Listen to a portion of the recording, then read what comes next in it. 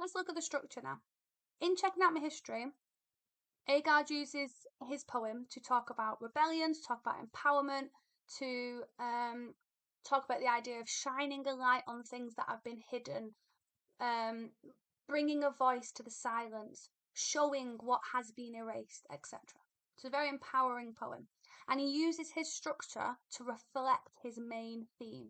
Okay? Now, whenever you look at a poem and you look at structure by yourself, you need to know that structure is nothing without meaning. Structure of a poem enhances meaning.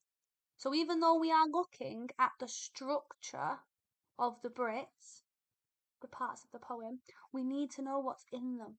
Because John Agard, for example, is drawing attention to very specific Brits. So within this poem, and within all poems, we first look at kind of the general overview of that structure. Now, what's great, what I usually ask is it a regular structure or an irregular structure? So I'll ask that question now. And then a lot of you would be saying, well, it's irregular. As you read the poem, there are changes within the rhyme. But then I want you to look a little bit more specifically, because this poem splits, it changes between regular and irregular. Because dem tell me what dem want to tell me.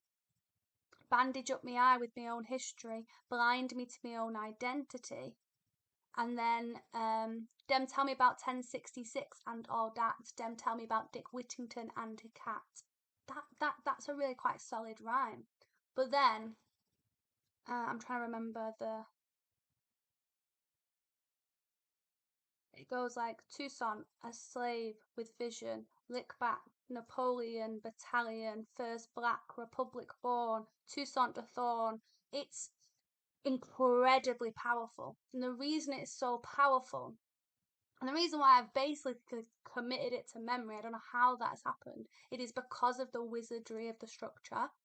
Because the structure moves from something that is very solidly rhyming, very solidly, quite long-winded, almost like a nursery rhyme. Then tell me about Dick Whittington and he cat. Yeah, he's even mentioning children's stories in it. It's very kind of, I suppose, something we've heard a lot. Yeah, it sounds familiar to Toussaint.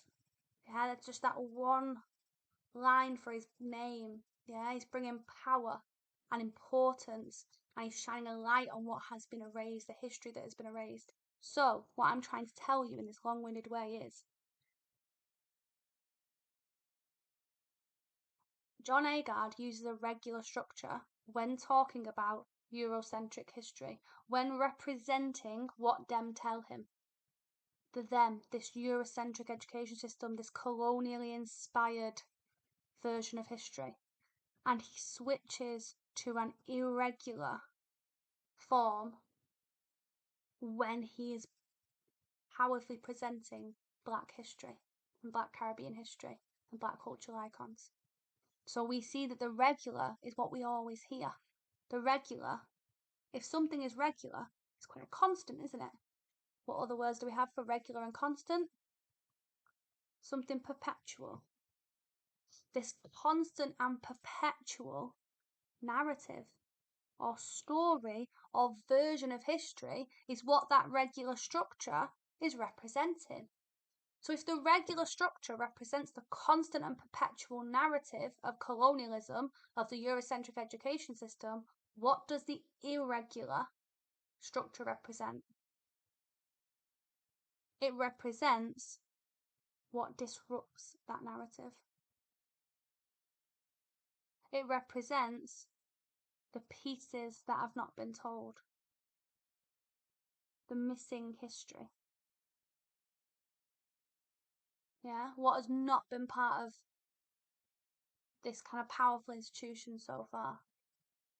So he uses an irregular poem, irregular structure to disrupt the flow of the poem, to show the power of disruption, to shine a light on the missing history.